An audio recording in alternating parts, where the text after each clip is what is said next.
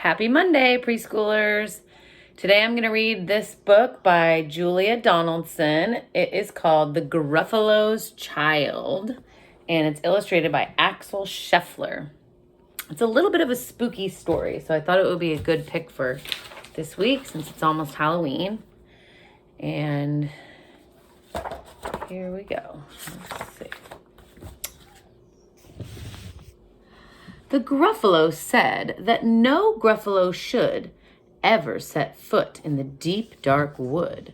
Why not? Why not? Because if you do, the big bad mouse will be after you.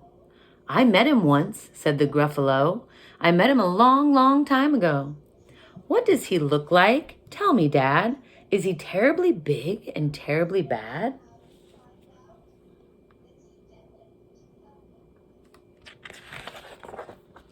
I can't quite remember, the Gruffalo said. Then he thought for a minute and scratched his head. The big bad mouse is terribly strong, and his scaly tail is terribly long.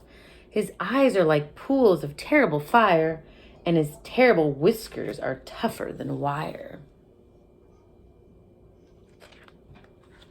One snowy night, while the Gruffalo snored, the Gruffalo's child was feeling bored. The Gruffalo's child was feeling brave, so she tiptoed out of the Gruffalo cave. The snow fell fast and the wind blew wild.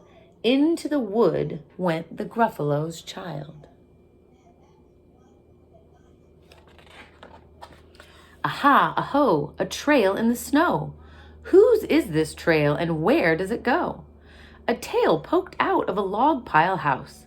Could this be the tail of the big bad mouse?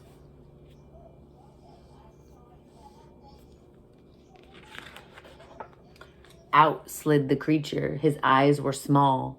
He didn't have whiskers. No, none at all. You're not the mouse. Not I, said the snake. He's down by the lake eating Gruffalo cake. The snow fell fast and the wind blew wild. I'm not scared, said the Gruffalo's child.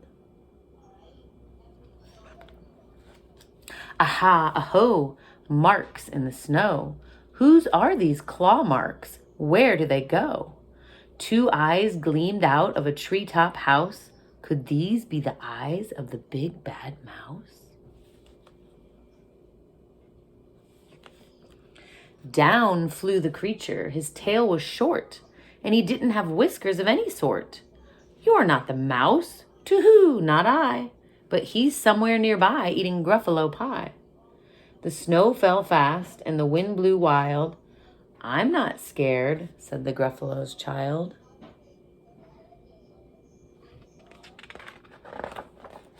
Aha, aho, a track in the snow. Whose is this track and where does it go? Whiskers at last and an underground house. Could this be the home of the big bad mouse?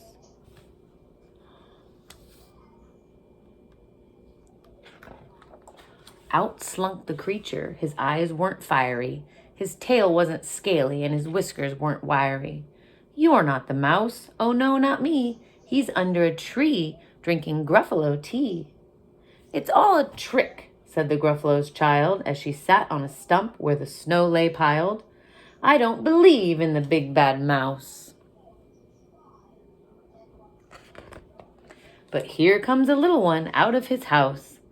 Not big, not bad, but a mouse at least. You'll taste good as a midnight feast. Wait, said the mouse. Before you eat, there's a friend of mine that you ought to meet.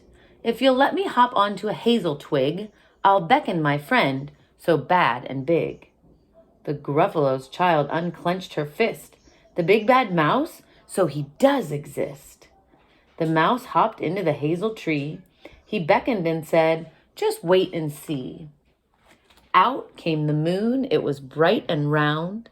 A terrible shadow fell on the ground. Who is this creature so big, bad, and strong? His tail and his whiskers are terribly long. His ears are enormous, and over his shoulder he carries a nut as big as a boulder.